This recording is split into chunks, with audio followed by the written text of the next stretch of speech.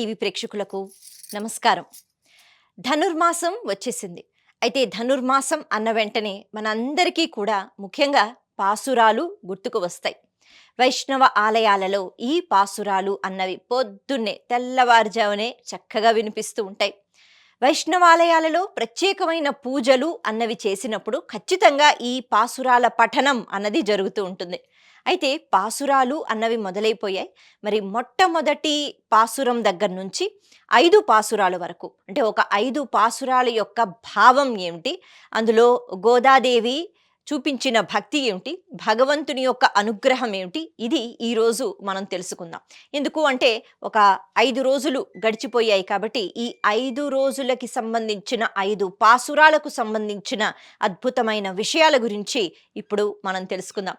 ముందుగా మొట్టమొదటి పాసురంలోకి మనం అడుగు పెడితే మనందరికీ తెలుసు, గోదాదేవి తాను అక్కడ గోపికలు అని అంటే తాను ఉన్నది ప్రదేశం ఏదైతే ఉందో అదే బృందావనం అని అనుకుంటూ, శ్రీకృష్ణ పరమాత్మ అక్కడే ఉన్నారు అని అనుకుంటూ, గోపికలు ఇదివరకు ఎలా అయితే కాత్యాయని వ్రతాన్ని చేసి శ్రీకృష్ణ పరమాత్మ యొక్క ప్రేమను అనుగ్రహాన్ని పొందారో, శ్రీకృష్ణుల్లో ఐక్యమైపోయారో, అలా అంత ప్రేమ, అంత అభిమానం లేకపోతే అనుగ్రహం పొందాలి అంటే మళ్ళీ కాత్యాయని వ్రతం చెయ్యాలి, అంటే అటువంటి వ్రతం చెయ్యాలి అంటూ 30 పాసురాలతో భగవంతుణ్ణి సేవించుకోవడం అని మనం చెప్పుకోవాలి. అదేదో గొప్పగా భగవంతుడా చూడు నిన్ను స్మరించుకుంటూ నా రచన చూడు అనేటట్టుగా అని కాకుండా అది చక్కగా సేవా భావనతో గోదాదేవి అందించారు.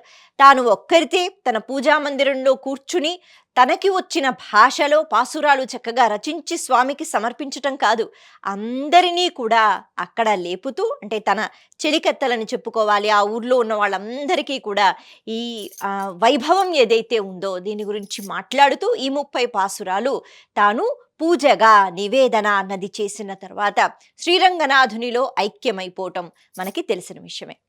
అయితే ఈ పాసురాలలో మనకి తెలుసు తమిళ భాషలో ఉంటాయి. అయితే ఒక్కొక్క పదం యొక్క అర్థం అని కాకుండా ఈ 1 నుంచి 5 వరకు ఈ పాసురాలలో దాగి ఉన్న విషయాల గురించి, ముఖ్యంగా దేనిపైన మనం శ్రద్ధ వహించాలి అన్న దాని గురించి మనం చెప్పుకుందాం. మొట్టమొదటి పాసురంలో అమ్మ అంటారు, ఇక భగవంతుణ్ణి స్మరించుకుంటూ చాలా ఆనందంగా గడిపే రోజులు మనకి వచ్చేసాయి. ఎందుకు అంటే మార్గశిర మాసం. మార్గశిర మాసం అన్న వెంటనే శ్రీకృష్ణ పరమాత్మకు చాలా ఇష్టము అని అంటూ ఉంటారు కదా. మాసాలలో నేనే మార్గశిర మాసం అని భగవంతుడు చెప్తూ ఉంటాడు. మరి భగవంతుడు ఒక మాసం అనేమిటి, కాలంగా అలాగే ప్రకృతి స్వరూపంగా మనకి కనిపిస్తూ ఉంటాడు, స్థితికారకుడు కాబట్టి. అయితే ఇక మనకి అన్ని మంచి రోజులే అని అంటున్నారు ఆవిడ. ఎందుకు అంటే మనమందరం కలిసి ఈ మార్గశిర వ్రతం అన్నది చేస్తున్నాము. ఈ మార్గశిర వ్రతం అన్నది చేస్తున్నాము అంటే కొన్ని పద్ధతులు పాటించి నియమాలతో శ్రీకృష్ణ పరమాత్ముణ్ణి అలాగా మనం స్మరించుకుంటూనే ఉంటాం. అయితే ఏ రోజైతే భగవంతుణ్ణి స్మరించుకుంటామో, భగవద్ధ్యాసలో ఉంటామో ఆ రోజు మనకి మంచి రోజు, శుభదినం. ఏ రోజైతే భగవంతుణ్ణి మర్చిపోతామో, కేవలం మన గురించో బాహ్య ప్రపంచంలో ఉన్న వస్తువుల గురించో అలా మన జీవితం విడిపోతుందో ఆ రోజు శుభం కాదు అని అంటున్నారు ఆవిడ. అంటే ప్రతిరోజు ప్రతి క్షణం భగవంతుణ్ణి మనం గుర్తుకు తెచ్చుకోవాలి. అందుకే ఇప్పుడు మార్గశిర మాసం అంతా మనం ఒక వ్రతం చేస్తాం కదా, భగవంతుణ్ణి వివిధ రూపాలలో తలుచుకుంటాం కదా. ఇప్పుడు ఈ నెల రోజులు కూడా మనకి అన్ని శుభదినాలే, అంతా మనకి శుభమే జరుగుతుంది. కారణం ఏమిటి అంటే మన చింత ఏదైతే ఉంటుందో అది పూర్తిగా భగవంతుని వైపే ఉంటుంది అనేటట్టుగా ఆవిడ మొదలు పెడుతున్నారు. అలాగే మనం అందరం కూడా ఈ వ్రతం చెయ్యాలి. ఎలా చెయ్యాలి, చక్కగా స్నానం చేసి చెయ్యాలి. అందరూ కలిసి నది దగ్గరికి వెళ్ళి అక్కడ నదీ స్నానం చేసి అప్పుడు, అంటే తెల్లవారుజామునే, అంటే ఇక్కడ ఏం చెయ్యాలి అంటే అలాగ నిద్రపోకుండా బ్రాహ్మీ ముహూర్తంలోనే లేచి స్నానం చేసి శ్రీకృష్ణ పరమాత్మను మనం వేడుకుందాము అనేటట్టుగా ఈ మొట్టమొదటి పాసురంలో ఆవిడ చెప్తున్నారు. ఇంకా ఏం చెప్తున్నారు అంటే కృష్ణుడు అనేటప్పటికీ బృందావనం ముందుగా గుర్తుకు వస్తూ ఉంటుంది. ఆ బృందావనమే ఎందుకు గుర్తుకు వస్తూ ఉంటుంది అంటే అక్కడ ఐశ్వర్యం ఉంది అని చెప్తోందనమాట గోదాదేవి. ఐశ్వర్యం అంటే బాగా అందరూ సంపదతో ఉన్నారా? ఉన్నారు. ఎటువంటి సంపద అంటే అక్కడ పాడి, పంటలు అన్నిటికన్నా మించి శ్రీకృష్ణ భగవానుని యొక్క అనుగ్రహం, ఆయన అక్కడ తిరిగిన ప్రదేశం, ఆయన గోపికలతో చక్కగా రాసలీల కానీ, లేకపోతే వాళ్ళతో ఎంతో అందంగా మాట్లాడటము, లేకపోతే సమయం గడపటము. శ్రీకృష్ణుడు అక్కడే కదా చిన్నప్పుడంతా ఉన్నాడు. అలాగే గోపబాలులతో కలిపి ఆటలు ఆడుకోవడము, వాళ్ళందరూ పరవశించిపోవడం ఇదంతా ఎక్కడ జరిగింది? బృందావనంలో. కాబట్టి బృందావనం అనే స్థలం అన్ని స్థలాల కంటే ఐశ్వర్యంతో కూడుకున్న స్థలం. కారణం ఏమిటి అంటే శ్రీకృష్ణ పరమాత్మ యొక్క పాదధూళి బృందావనంలోనే కదా ఉంటుంది. అలా కృష్ణుని యొక్క అనుగ్రహాన్ని పొందటానికి బృందావనం అనే ప్రదేశంలో ఉన్న ఐశ్వర్యాన్ని మనం అందరం గుర్తుకు తెచ్చుకోవాలి అంటున్నారట. ఇలా బృందావన ప్రస్తావన వస్తుంది అంటే ఇక్కడ ఐశ్వర్యం అంటే ఏం చెప్తున్నారు? కృష్ణ పరమాత్మ ఎక్కడైతే ఉన్నారో అదంతా కూడా ఐశ్వర్యకారకం అని చెప్తున్నారనమాట. ఇంతేనా? కాదు, ఇంకొక మాట కూడా చెప్తున్నారు ఈ మొట్టమొదటి పాసురంలో. అంటారు నందవ్రజంలో అంటే ఈ బృందావనంలో నందుడు ఆయన దగ్గర ఎప్పుడూ ఒక ఆయుధం ఉంటూ ఉండేదట. ఆ ఆయుధాన్ని సాన పెడుతూ ఉండేవారట. ఇలా మనకి ఎక్కడా కనిపించదు కదా, నందుడు అంటే ఆయుధాలు పట్టుకుని తిరుగుతాడా అని కాదు. ఇది ఇక్కడ అంటారు చిన్ని కృష్ణుడు, ఆయనకి ఎన్నో ఆపదలు వస్తూ ఉండేవి కదా, భాగవతంలో మనం చదువుతాం. కంసుడు బోళ్ళంతమంది రాక్షసుల్ని పంపించటము వివిధ రూపాలలో. అటువంటి సమయంలో కృష్ణుడు చాలా చిన్నవాడు కదా, మరి అటువంటి సమయంలో కృష్ణుడు దేవుడు భగవంతుడు అనే విషయం అక్కడ ఎవరికీ తెలియదు. ఇన్ని ఆపదలు వస్తున్నాయి కదా, ఏ క్షణం నుంచి ఎటువైపు నుంచి ఏ రాక్షసుడు వస్తాడో అంటూ నా కుమారుణ్ణి నేను రక్షించుకోవాలి అంటూ నందుడు ఎప్పుడు ఆయుధం పట్టుకుని జాగ్రత్తగా ఉంటూ ఉండేవాడు, కృష్ణుణ్ణి కాపాడుకుంటూ ఉండేవాడు అని చెప్తున్నారు. ఎందుకు అంటే బృందావనంలో ప్రతి ఒక్క కాంతికి కారణం అంటే కేవలం కృష్ణుడు అక్కడ అందరినీ ఆదుకున్నాడు అనే కాదు, కృష్ణుని యొక్క స్వరూపాన్ని చూసి మురిసిపోతూ బ్రతుకుతూ ఉండేవారనమాట బృందావనంలో ఉన్న వాళ్ళందరూ. అందుకే అందరూ తరించిపోయారుగా. వాళ్ళ జీవితాలలో వెలుగు ఈ శ్రీకృష్ణ పరమాత్మ అని చెప్తున్నారు. ఇంతేనా? ఇంకొక విషయం కూడా చెప్తారు ఈ మొదటి పాసురంలో. ఆవిడ అంటారు యశోదమ్మ దగ్గర కృష్ణుడు సింహంలా ఉంటూ ఉండేవాట. అంటే మనం అందరం అంతే కదా, తల్లి దగ్గర ఎంతో వినయంగా అన్నది ఉండం, మనకి నచ్చినట్టుగా మనలా మనం ప్రవర్తిస్తూ ఉంటాం. కానీ నందుడి దగ్గరికి వచ్చేటప్పటికి ఎంతో వినయంతో చెప్పండి చెప్పండి అనేటట్టుగా ఉంటూ ఉండేవాట. తల్లి దగ్గరికి వచ్చేటప్పటికి ఎన్నో అల్లర్లు శ్రీకృష్ణ పరమాత్మ చేస్తూ ఉండేవాడు. అది కూడా యశోద చేసుకున్న పుణ్యం కాబట్టి అంత అల్లరిని కూడా ఆవిడ చూసింది. ఇక ఆవిడికి కొన్ని సందర్భాలలో లొంగిపోతూ ఉండేవాడు, ఎంత అదృష్టం కదా అని ఇలా ఈ వివరణ అన్నది మనకి కనిపిస్తూ ఉంటుంది. ఇంతేకాకుండా ఆయన దేవాధిదేవుడు అంటే నారాయణుడు స్థితికారకుడు అయిన శ్రీ మహావిష్ణువు, అంతే కదా. మరి అటువంటి దేవాధిదేవుణ్ణి మనం కొలుచుకుందాము. ఆ బృందావనానికే ఐశ్వర్యం అని కాకుండా మన జీవితాలలో కూడా మనం ఐశ్వర్యాన్ని పొందాలి అంటే ఈ కృష్ణుణ్ణి ఆరాధిద్దాం. కాబట్టి ఈ మార్గశిర మాసంలో మనకి ఈ నెల రోజులు కాబట్టి ఈ నెల రోజులు పండుగ. ఎందుకు అంటే భగవత్ చింతనలో మనం ఇక ఉంటాము అన్నట్టుగా ఈ వ్రతం మనం మొదలు పెట్టుకుందాము అన్న విషయాలు ఇక్కడ మనకి ఈ మొట్టమొదటి పాసురంలో కనిపిస్తాయి. ఇక మనం రెండవ పాసురానికి వెళితే రెండవ పాసురంలో ముఖ్యంగా రెండు విషయాల గురించి గోదాదేవి చెప్తూ ఉంటారు. ఈ జగత్తు ఏదైతే ఉంటుందో ఒకటి భౌతిక జగత్తు అంటే బయట మనకి కనిపించిన ప్రపంచం, ఇంకొకటి ఆధ్యాత్మిక జగత్తు. ఆ జగత్తులోకి ప్రయాణం చెయ్యాలి అంటే బహుశా చాలా జ్ఞానం కావాలి కదా. మనందరం కూడా బాహ్య ప్రపంచంలో ఈ సంసార సాగరంలో మనం ఉంటూ ఉంటాం. ఇక్కడ ఉండి కూడా భగవంతుణ్ణి చేరుకోవచ్చు, కానీ రెండు పనులు చేయటం మనకి కొద్దిగా కష్టం. కొంతమంది మహానుభావులే ఉంటారు. అయితే ఇలా ఈ భౌతిక ప్రపంచం అలాగే ఆధ్యాత్మిక ప్రపంచం, మరి ఎవరైతే ఆధ్యాత్మిక ప్రపంచానికి వెళ్ళిపోతారో లేకపోతే ఆ జగత్తుకి వెళ్ళిపోతారో వారు వేరేగా భగవంతుని యొక్క లీలలను ఆనందించలేరు. ఎందుకు అంటే వాళ్ళకి అంతటా భగవంతుడే కదా కనిపిస్తాడు. ప్రత్యేకించి భగవంతుడు ఇలా చేశాడు, ఇలా ఉన్నాడు, ఇలా వచ్చాడు అనేటట్టుగా ఉండదు. భగవంతుడు కూడా ఎక్కడ వస్తాడు అంటే ఈ భౌతిక జగత్తులోకే ఆయన వస్తాడు, అంతే కదా. రాముడైనా కృష్ణుడైనా వివిధ రూపాలు ధరించిన శ్రీ మహావిష్ణువైన దశావతారాలకి సంబంధించి ఇంకా ఏదైనా కూడా ఎక్కడో ఆధ్యాత్మిక ప్రదేశం అని కాదు, ఆధ్యాత్మికంలో ఒక రూపం అనే కాదు, అంతటా భగవంతుణ్ణి చూస్తూ ఉంటారు కాబట్టి ఒక రూపంలో రావలసిన అవసరం లేదు. కానీ ఈ భౌతికం అంటే ఈ జగత్తులో భగవంతుడు వస్తూ ఉంటాడు, కృష్ణుడిగా వచ్చాడు, రాముడిగా వచ్చాడు, ఎన్నో లీలలు చూపిస్తూ ఉంటాడు. అలా వచ్చినప్పుడు భగవంతుడికి సంబంధించి ఒక రూపం ఉంటుంది, ఒక నామం ఉంటుంది, ఆ నామాన్ని పట్టుకోవచ్చు, భగవత్ సేవ చెయ్యవచ్చు, ఆ భగవంతుణ్ణి నమ్ముకున్న భాగవతుల సేవ చెయ్యవచ్చు అంటూ ఇలా ఈ జగత్తులో అంటే భౌతికమైన జగత్తులో కృష్ణ పరమాత్మ చేసిన లీలలు అద్భుతం. బృందావనంలో కానివ్వండి, ద్వారకలో కానివ్వండి, లేకపోతే కురుక్షేత్రంలో కానివ్వండి, ఇలా కాబట్టి ఈ లీలలు చాలా అద్భుతం. అటువంటి శ్రీకృష్ణ పరమాత్ముని మనం ఇప్పుడు సేవించుకుంటున్నాము అంటే ఈ వ్రతం ద్వారా మనం చేసుకుంటున్నాము, అంతటి పుణ్యం మనకి దక్కింది అని గోపికలతో అంటే అక్కడ ఉన్న తన చెలికత్తెలతో లేకపోతే స్నేహితులతో ఆమె చెప్పుకుంటోంది. అలాగే మళ్ళీ స్నానం చేసి మనం ఈ పూజ చెయ్యాలి అంటూ పదే పదే స్నానం గురించి చెప్తున్నారు. అయితే ఎందుకు ఇలా చెప్తున్నారు అంటే ప్రతిరోజు చేసే స్నానమే కదా, కని కాదు.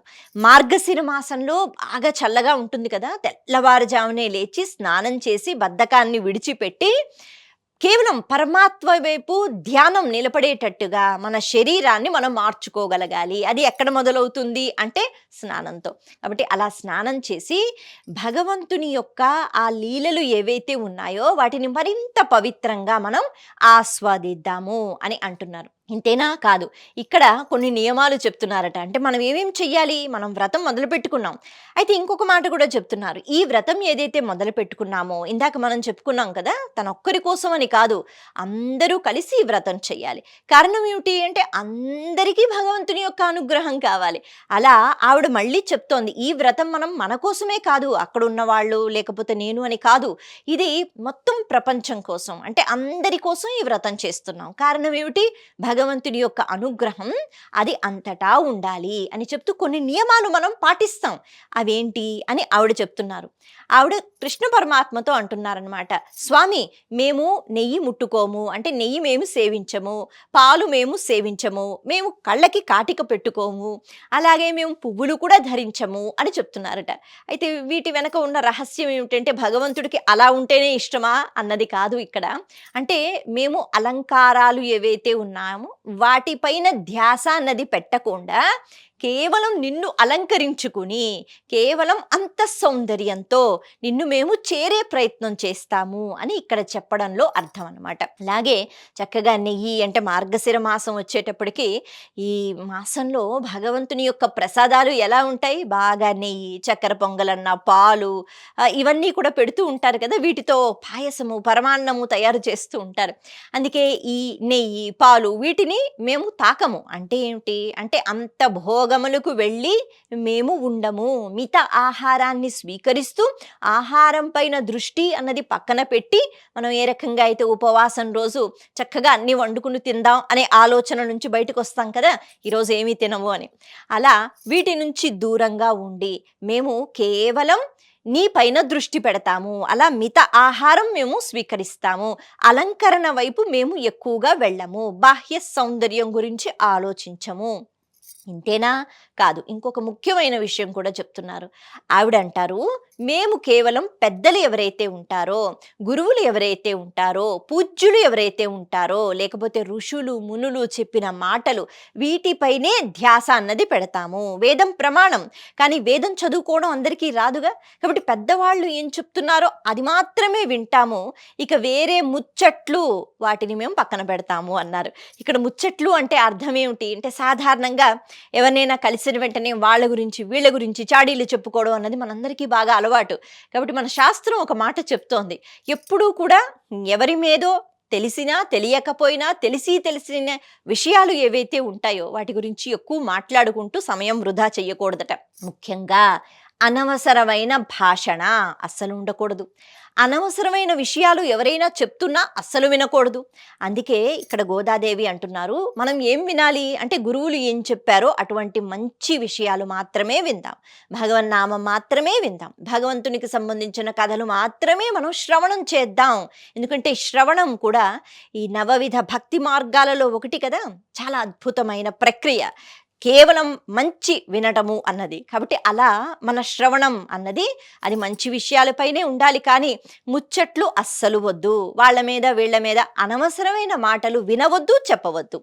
ఇంతేనా కాదు, మనం దాన ధర్మాలు కూడా చెయ్యాలి. అంటే బ్రహ్మచారులు వచ్చినా, సన్యాసులైనా, లేకపోతే లేని వాళ్ళకైనా, ఎవరికైనా వ్రతంలో భాగంగా కేవలం కూర్చుని భగవంతుణ్ణి ఆరాధిస్తామని కాదు, ఇలా కొన్ని మంచి మాటల గురించి చెప్తున్నారు, పద్ధతులు. ఇటువంటి నియమాలు పాటిస్తూ ఈ వ్రతం మనం చెయ్యాలి, చేస్తాము అని ఆవిడ చెప్తున్నారు. కాబట్టి దాన ధర్మాలు చేద్దాం. అలాగే ఫలితం ఏమిటి అంటే కృష్ణ పరమాత్మ యొక్క ఆనందం ఏదైతే ఉందో ఇది మనకి కావాలి, అంతే కదా! భగవంతుడు ఆనందించాలి అంటే మనం సత్ప్రవర్తనతో ఉండాలి. కృష్ణ పరమాత్మ యొక్క పరిపూర్ణ అనుగ్రహాన్ని మనం పొందాలి కదా! మరి అలాంటి అనుగ్రహాన్ని పొందాలంటే అంత తేలిగ్గా వస్తుందా? మనం చాలా కష్టపడాలి. కాబట్టి ఆ ఫలితం ఏదైతే ఉందో దాన్ని ఒక్కసారి దృష్టిలో పెట్టుకుని మనం ఎంత కష్టమైనా ఈ వ్రతం చేద్దాం. కేవలం కూర్చుని భగవంతుడా అని నామం చెప్పేయటం కాదు కదా! ఎంతో భక్తి ఉండాలి, శ్రద్ధ ఉండాలి, చాలా జాగ్రత్తగా వ్రతం చేయాలి. కాబట్టి అంత జాగ్రత్తగా వ్రతం చేసి భగవంతుని అనుగ్రహాన్ని పొందుదాం అని చెప్తారు మనకి 2వ పాసురంలో. ఇక 3వ పాసురంలో అడుగుపెట్టిన వెంటనే వామనమూర్తిని ఒక్కసారి గోదాదేవి స్మరించుకుంటారట. వామన స్వరూపం గురించి ఇక్కడ ఏం మాట్లాడుతున్నారు అంటే, చక్కగా అంతగా పెరిగిపోయాడు స్వామి. ఎలా పెరిగిపోయాడు? కేవలం అక్కడ 3 అడుగుల స్థలం అనే కాకుండా ఎంతో ఆనందంగా పెరిగిపోయాడు. కారణం ఏమిటి అంటే, బలిచక్రవర్తిని అంతం చెయ్యలేదుగా, పాతాళ లోకాన్ని ఇచ్చాడు. కాబట్టి తన భక్తుడు ఎవడైతే ఉన్నాడో అతనికి అనుగ్రహాన్ని నేను ఇవ్వబోతున్నాను అని మురిసిపోతూ ఆనందంగా పెరిగిపోతున్నట్ట. అంటూ ఉంటాం కదా, ఎవరైనా బాగా సంతోషంగా ఉంటే ఆనందంగా పొంగిపోతున్నావేంటి అని అంటూ ఉంటాం కదా, అలా అనమాట. కాబట్టి స్వామి శ్రీ మహావిష్ణువు వామన రూపంలో ఆనందంగా పెరిగిపోయాడు. అలా పెరిగిపోయి తన పాద స్పర్శ ఏదైతే ఉంటుందో అది కేవలం అక్కడ కాదు, మనం వింటాం కదా, భూమి అంతా ఒక పాదం, ఆకాశం అంతా ఒకటి, అలాగే ఇక ఇంకొక పాదం ఎక్కడ పెట్టాలి అంటే బలి యొక్క శిరస్సు పైన. కాబట్టి ఇక్కడ మొత్తం అంటే భూమి మీద ఉన్న వాళ్ళకి, ఆకాశం పైలోకాల్లో ఉన్న వాళ్ళకి అందరికీ కూడా తన పాద స్పర్శ ఎక్కడ దొరుకుతుంది? వైకుంఠానికి వెళ్ళి స్వామి వారిని అలా చూసి పాదాలు ముట్టుకోవాలంటే పాదస్పర్శ అందరికీ కలగదు. కాబట్టి శ్రీ మహావిష్ణువు యొక్క కారుణ్యం అది. ఆయన వామన రూపంలో తన పాద స్పర్శ వీళ్ళు యోగ్యులా కాదా అని చూడకుండా ప్రతి జీవికి, ప్రతి పదార్థానికి, ప్రకృతిలో ఉన్న ప్రతి పదార్థానికి అందించారు. అటువంటి శ్రీ మహావిష్ణువుని మనం వేడుకుంటున్నాము అంటూ భగవత్ కృప ఏదైతే ఉందో అది గుర్తుకు తెచ్చుకుంటోంది గోదాదేవి పాసురాల్లో. ఇలా చెప్తూ మళ్ళీ మనం స్నానము అనే మాట మనకి ఎక్కువగా వినిపిస్తూ ఉంటుంది. అయితే మళ్ళీ ఇక్కడ స్నానంలో ఆవిడేం చెప్తున్నారు అంటే, మనము స్నానం చేసిన వెంటనే భగవంతుణ్ణి స్మరించుకుంటూ భగవద్ వ్రతం కోసం చేసే ఈ స్నానం ఎలా ఉంటుంది అంటే, బయట ఉన్న తాపములు ఏవైతే ఉంటాయో, సంసార సాగరం ఏదైతే ఉంటుందో దీనిలోంచి మనం బయటపడాలి అంటే స్నానం చేస్తే చాలా చక్కగా ఆనందంగా అద్భుతంగా ఉంటుంది కదా! అంటే ఒక్కసారిగా శ్రమ అంతా పోయింది అని అనిపిస్తూ ఉంటుంది కదా! అలా మనం ఎప్పుడైతే మునక వేసి వ్రతం కోసం అని స్నానం చేస్తున్నామో అది శ్రమను అంతా కూడా తీసేస్తుంది. ఎటువంటి శ్రమ అంటే బాహ్య ప్రపంచంలో, సంసార సాగరంలో మనం పొందుతున్న శ్రమ అంటారు. ఇక్కడితో అయిపోయిందా? కాదు. ఇక్కడ ఇంకొక విషయం కూడా చెప్తున్నారు. ఎప్పుడూ ఆనందంగా ఉండాలి, శ్రమ లేకుండా ఉండాలి. నిరంతరం అంటే భగవన్నామాన్ని పట్టుకోవాలి. నామ మహిమ అటువంటిది. ఈ నోటితో ఎప్పుడూ భగవన్నామాన్ని స్మరించుకుంటూ ఉండాలి. ఒక ఉదాహరణ ఆవిడ చెప్తారట. ఆవిడ అంటారు, మామూలుగా నెలకి 3 సార్లు వర్షం పడాలి. ఇది వరకు అలా పడుతూ ఉండేదట. ఎప్పుడు అంటే అందరూ ధర్మాత్ములు ఉండేవారు కదా, అప్పుడు అనమాట. అంటే ఒక 9 రోజులు బాగా ఎండగా ఉండేదట, ఒకరోజు వర్షం పడేది. మళ్ళీ 9 రోజులు ఎండగా ఉండేది, మళ్ళీ ఒక రోజు వర్షం పడేది. మళ్ళీ 9 రోజులు, మళ్ళీ ఒక రోజు వర్షం. ఇలా ఉండేదట నెల రోజులకి 3 సార్లు వర్షం అని అనేవారు. అలా పడాలి. అలా ఉంటే గనక పాడి పంటలు ఇవన్నీ సమృద్ధిగా ఉంటాయి, ఆరోగ్యంగా ఉంటాం, భూమి సుభిక్షంగా ఉంటుంది. అలా భగవంతుడా ఇలా 3 సార్లు వర్షాలు కురవాలి అంటే ఎప్పుడు భూమి సుభిక్షంగా ఉండాలి. ఇంతేనా? కాదు. ఇందులో ఒక రహస్యం కూడా దాగి ఉంది. మనలో కూడా ఒక 3 గుణాలు ఉండాలి. బోలెడన్ని గుణాలు ఉంటాయి. కానీ 3 ఉండాలి. అదేంటి అంటే కృష్ణ పరమాత్మ పైన అనన్య సేవా భక్తి అంటే ఇంక ఎవరూ లేదు కృష్ణుణ్ణి సేవించటము. వేరే వాళ్ళని కాదు కృష్ణుణ్ణి సేవించటము.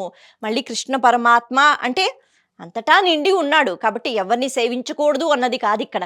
అలాగే అనన్య సేవ శరణు వేడుకోవడం. అనన్య శరణము అంటే కేవలం కృష్ణుణ్ణే మనం శరణు వేడుకోవడము. అలాగే భోగములు ఏవైతే పొందుతూ ఉంటాం. భోగములు అంటే ఆనందాన్ని పొందటం. అవతల వాళ్ళు ఆనందం పొందితే మనం కూడా ఆనందం పొందుతాం మన అని అనుకున్నప్పుడు. అంతే కదా! మన వాళ్ళకి కొత్త బట్టలు కొనివ్వటము, లేకపోతే వాళ్ళకి ఏవైనా వస్తువు తీసుకుని వెళ్ళి ఇస్తే వాళ్ళు సంతోషంగా ఉంటారు. ఆ సంతోషం చూసి మనకి సంతోషం. కాబట్టి ఇక్కడ భోగము అంటే మనం ఆనందించాలి. దేనికి? కృష్ణుడు ఆనందిస్తే చూసి మనం ఆనందించాలి. కృష్ణుడు దేనికి ఆనందిస్తాడు? మనం సత్ప్రవర్తనతో ఉంటే ఆనందిస్తాడు. అలా ఇక వేరే చింత లేదు.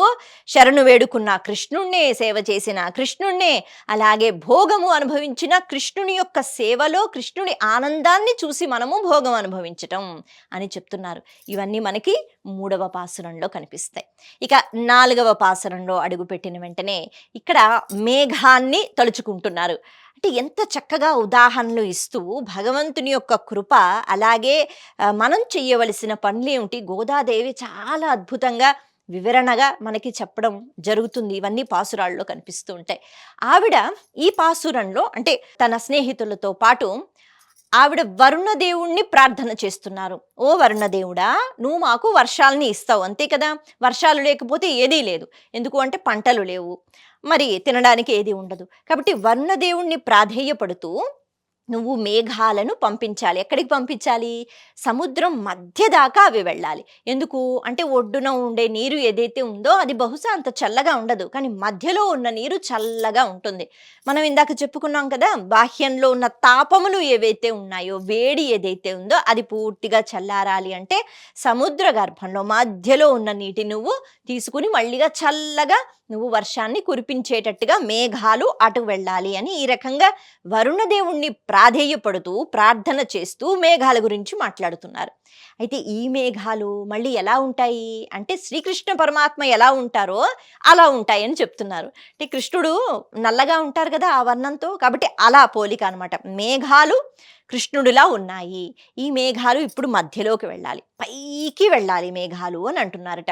పైకి వెళ్ళిన తర్వాత అప్పుడు స్వీకరించి నీళ్లు కురవాలి అని అంటున్నారట. ఎందుకు అంటే మనం మామూలుగా ఆలోచిస్తే ఈ స్థాయి నుంచి అంటే కొంచెం కింద స్థాయి నుంచి మనం ఎక్కడైనా నీరు వేసాము అంటే కొద్దిగా చిన్న ప్రదేశంలో అది పడుతుంది. పై స్థాయి నుంచి నీరు అలాగ మనం ధారపోస్తే ఎక్కువ స్థానాల్లో ఆ నీరు అన్నది పడుతుంది అంతే కదా. ఎంత పైకి తీసుకుని వెళ్ళి మనం అక్కడి నుంచి నీరు వేస్తే ఎక్కువ ప్రదేశానికి ఆ తడి అన్నది చేరుతుంది. అలా ఓ మేఘాలారా మీరు పైకి వెళ్ళిపోండి, అక్కడి నుంచి మీరు కురిపించండి వర్షము, అప్పుడు అందరికీ కూడా ఆ వర్షము అన్నది ఉంటుంది. అంటే భూమి అంతా కూడా సుభిక్షంగా ఉంటుంది, కేవలం నేను నా పరివారం అని కాకుండా. ఎంత చక్కని భావన ఇందులో దాగి ఉంది. అలా మబ్బులతో పోలుస్తూ మీరు వర్షించండి అని చెప్తూ ఇంకొక 3 విషయాల గురించి కూడా చెప్తున్నారు. ఉరుములు, మెరుపులు ఇవి కూడా ఉంటాయి కదా భారీ వర్షాలు పడినప్పుడు. ఈ ఉరుములు ఎలా ఉండాలి, మెరుపులు ఎలా ఉండాలి అవి కూడా చెప్తున్నారు గోదాదేవి. ఆవిడంటారు, శ్రీ మహావిష్ణువు పట్టుకున్న సుదర్శన చక్రం ఏదైతే ఉంటుందో ఆ కాంతి వర్ణాతీతం కదా, మరి అటువంటి కాంతితో మెరుపులు మీరు అలా మెరవండి. ఇక ఉరుములు అనేటప్పటికీ శ్రీకృష్ణ పరమాత్మ ధరించిన శంఖం ఏదైతే ఉందో పాంచజన్యం అంటారు. ఆ పాంచజన్యం పూరిస్తే వచ్చిన శబ్దం, దాని గురించి కూడా మనం ఎక్కువగా అంటే ఎంత చెప్పుకున్నా తక్కువే, వర్ణాతీతం. అటువంటి శబ్దం ఏదైతే ఉందో ఉరుములు అంటే ఈ ఉరుములు వచ్చినప్పుడు అలాంటి శబ్దంతో మీరు రండి. అంటే ఎక్కడ చూసినా ప్రకృతిలో ప్రతి ఒక్క పదార్థంలో ఉన్న కదలిక శ్రీకృష్ణ పరమాత్మనితో పోలుస్తూ ఆయన్ని స్మరించుకోవటం అన్నది అద్భుతం ఇక్కడ. కాబట్టి ఇలా మీరు ఉండండి. అయితే ఓ మేఘాలారా మీరు మరి కురుస్తారుగా, మరి పైకి వెళ్ళిపోయి అలా కురిసినప్పుడు మీరు ఎలా కురవాలి? శ్రీకృష్ణ పరమాత్మ అంటే విష్ణువు ధరించిన శ్రాంగము అనే ధనస్సు ఏదైతే ఉందో అందులోంచి బాణాలు ఎలా వెళతాయి, అద్భుతంగా వెళ్ళిపోతూనే ఉంటాయి కదా, అలా మీరు కులవాలి అని ఇక్కడ అమ్మవారు ప్రాధేయపడుతున్నారు, వరుణదేవుణ్ణి అడుగుతున్నారు. ఇంతే కాకుండా ఇంకొక విషయం కూడా చెప్తున్నారు. ఈ మేఘాలు తమ దగ్గర ఏమీ పెట్టుకోకుండా చాలా కష్టపడి నీటిని స్వీకరించి మళ్ళీ అందరికీ ఇచ్చేసి నల్లగా మారిపోయిన మేఘాలు, మబ్బులు నీటిని ఇచ్చేసి మళ్ళీ తెల్లగా దూదిపింజుల్లా మారిపోతూ ఉంటాయి. మన దగ్గర ఉన్న సంపద, ఐశ్వర్యం, విద్య ఏదైనా కూడా కేవలం మనం అని కాకుండా మేఘాలలాగా చాలా కష్టపడి వాటిని ఇతరులకి కూడా పంచే ప్రయత్నం చేయాలి. కేవలం మనం అనుభవిస్తాం అన్నది కాదు. ఇది ఒక తత్వం. ఇంకొక విషయం చెప్తున్నారు, ఈ మేఘాలను గురువులతో పోలుస్తున్నారు. ఏ విధంగా అయితే గురువులు, ఇప్పుడు వేదాలు ఉంటాయి, పురాణాలు ఉంటాయి, ఎన్నో మంచి విషయాలు ఉంటాయి, అవన్నీ మనకి అర్థం కావు కదా, కానీ గురువులు ఏ రకంగా వాటి సారాన్ని వాళ్ళు తీసుకుని మళ్ళీ చక్కగా మనకి కురిపిస్తారో, మనకి అందిస్తారో అంటూ మేఘాలను మళ్ళీ గురువులతో పోలుస్తోంది. ఇలా పోల్చి, ఓ మేఘాల్లారా, మీరు కేవలం ఇక్కడ బాహ్యంగా మనకి కేవలం వర్షం అని కాకుండా ఇటువంటి అనుగ్రహాన్ని మనం పొందుదాము అని అంటున్నారు. కాబట్టి గురువుల్ని ఆశ్రయిస్తే వాళ్ళు చక్కగా భగవంతుని యొక్క ఆ భగవంతుని లీలలకు సంబంధించిన రహస్యాలను పట్టి వేద సారాంశాన్ని చక్కగా వాళ్ళు ఆస్వాదించి మనకి కురిపిస్తారు అనేటట్టుగా అనమాట. కాబట్టి ఈ 4వ పాసురంలో మనకి ఇలా మేఘాలతో కూడుకుని చాలా మంచి విషయాలను గోదాదేవి మనకి నేర్పిస్తున్నారు.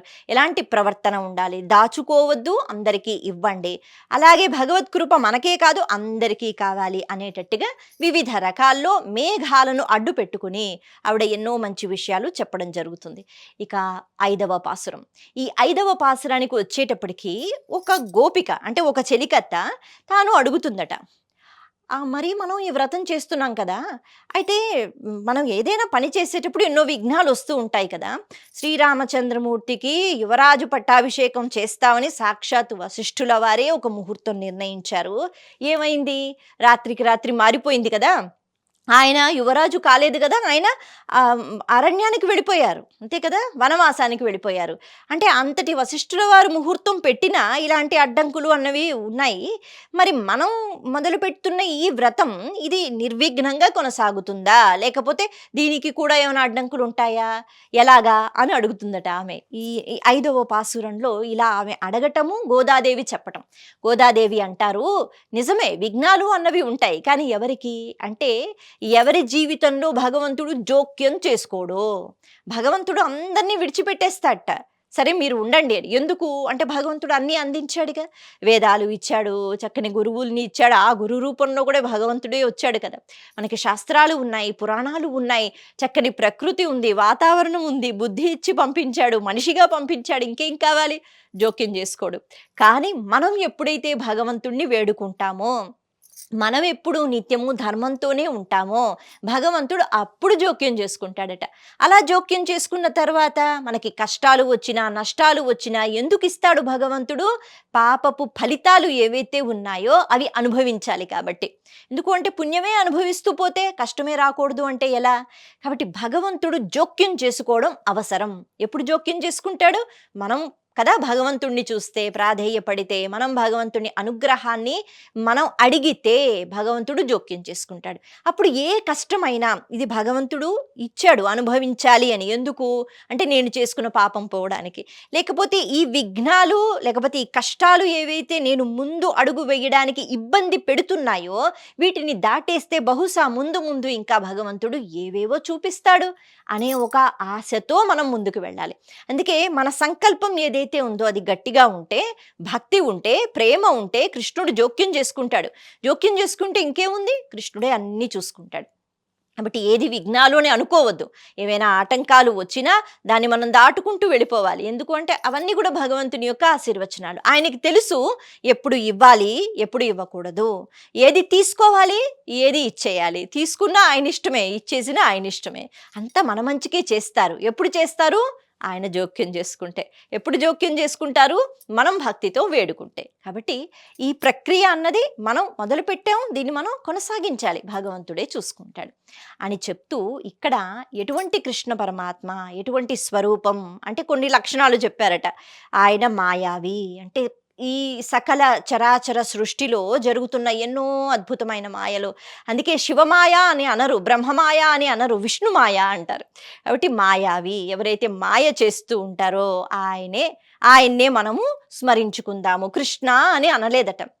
అలాగే బృందావన ప్రదేశము, ఆ బృందావన విహారీ, బృందావనంలో అలా తిరిగిన వ్యక్తి. అలాగే యమునా తీర విహారీ, యమునా నది దగ్గర ఎప్పుడూ తిరుగుతున్న వ్యక్తి. అలాగే సర్వశక్తులకి కూడా ఆయన కారణం, స్థితికర్త కదా. మరి ఇలా అంటూ కృష్ణ అని అనకుండా ఇటువంటి ఈ మాయావిని లేకపోతే బృందావన విహారిని మనం స్మరించుకుందాం అన్నారట. ఇక్కడ ఒక చిన్న చమత్కారం చెప్తారు. కృష్ణ అని అంటే మళ్ళీ మరి కంసుడు ఎక్కడ వినేస్తాడో, అమ్మో కృష్ణుడు ఇక్కడ ఉన్నాడా అని ఎక్కడ చంపేస్తాడో అనేటట్టుగా భావన. అంటే అప్పుడు కృష్ణుడు ఉన్నాడా, లేడు, కానీ అంత భక్తిలో మునిగిపోయి ఆవిడ ఆ మాట చెప్తుందనమాట. అలా అటువంటి మాయావి అయినా భగవంతుణ్ణి మనం సేవిద్దాం, మనం పూజిద్దాం. ఎటువంటి అడ్డంకులు రావు. ఏది వచ్చినా అది పరమాత్మ మనకి ఇచ్చిన వైభవం అని అనుకోవాలి. దాన్ని వైభవంగానే చూసుకోవాలి, దాన్ని ప్రసాదంగానే స్వీకరించాలి అంటూ ఆ పరమాత్మ యొక్క శక్తిని పదే పదే తలుచుకుంటూ ఈ 5వ పాసురంలో మనకి అలా భగవంతుణ్ణి మనం నమ్ముకోవాలి. అలాగే నామ మహిమ అన్నది, అంటే ఈ కలియుగంలో నామం జపిస్తే చాలు అని అంటారు కదా. అలా భగవంతుని యొక్క నామానికి ఉన్న గొప్పతనం ఏమిటి అంటే, ఆ నామం పట్టుకుని అలా వెళ్ళిపోతూ ఉంటే ఎన్నో అద్భుతాలు అన్నవి మనకు అలా కనిపిస్తూ ఉంటాయి. కాబట్టి ఆ నామాన్ని పట్టుకుని మనం వెళ్ళిపోవడమే, మనం కృష్ణుణ్ణి ప్రార్థించటమే అనేటట్టుగా మనకి ఈ 5వ పాసురంలో కనిపిస్తుంది. ఇలా చెప్పుకుంటూ పోతే ప్రతి ఒక్క మాట గురించి, అంటే ఆ పాసురాలలో ప్రతి ఒక్క పదం గురించి మాట్లాడుకోవాలంటే చాలా సేపు అవుతుంది. కాకపోతే ఈ మొట్టమొదటి 5 పాసురాలలో దాగి ఉన్న భావం గురించి మనం మాట్లాడుకున్నాం. అలాగే తర్వాత పాసురాల గురించి కూడా ముందు ముందు మనం చెప్పుకుందాం. ఓం నమో నారాయణాయ. నమస్తే.